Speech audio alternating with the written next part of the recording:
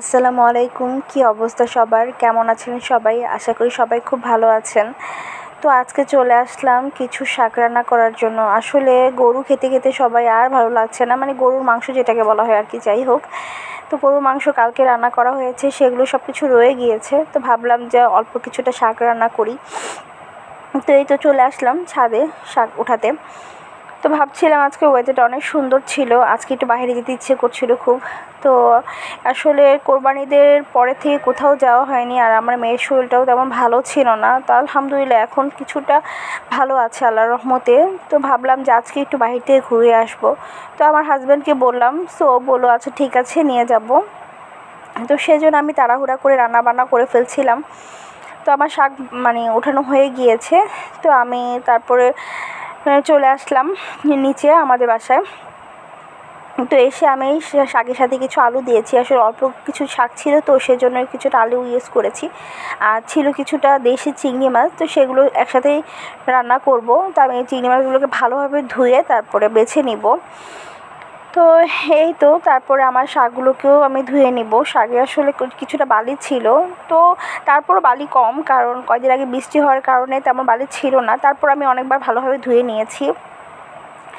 তো আমার যাই হোক, যে কথায় ছিলাম যে আজকে একটু ঘুরতে মন চাচ্ছিল, তো সেজন্য আজকে রান্নার ঝামেলাটাও তেমন নিয়ে নিই, শর্টকাট রান্না করছিলাম। শাক আর ডিম রান্না করব। তো ডিমও বসিয়ে দিয়েছি, ডিম দিয়ে আলু দিয়ে রান্না করব। তো এপাশে আমি দুইটাকে বসিয়ে দিয়েছি। বাট রান্নাটা কমপ্লিট করার পরেও আমি ভালো ছিলাম। বাট হঠাৎ করে আমার দুপুরের লাঞ্চের পরে এত বেশি শরীর খারাপ হয়ে যায়, খুবই অসুস্থ হয়ে পড়ি, খুব বেশি আপনার গ্যাসের প্রবলেম হয়ে যায়। তো এরপরে আর আমার যাওয়া হয়নি, অনেক বেশি অসুস্থ হয়ে পড়ি, প্রচুর টয়লেট হয়, দেন বমি হয়, যার জন্য আজকে আমার যাওয়া হয়নি।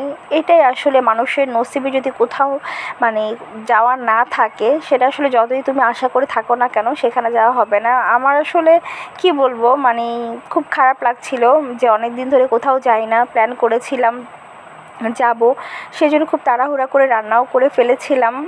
বাট সেটা আর হলো না যাওয়া। যাই হোক আলহামদুলিল্লাহ, এখন আল্লাহ ভালো রেখেছে, এটাই সবচেয়ে বড় কথা। আল্লাহর রহমতে রাতের থেকে আমি ভালো আছি। তো এই রান্না সব কিছু করে ফেলেছি। তো আজকে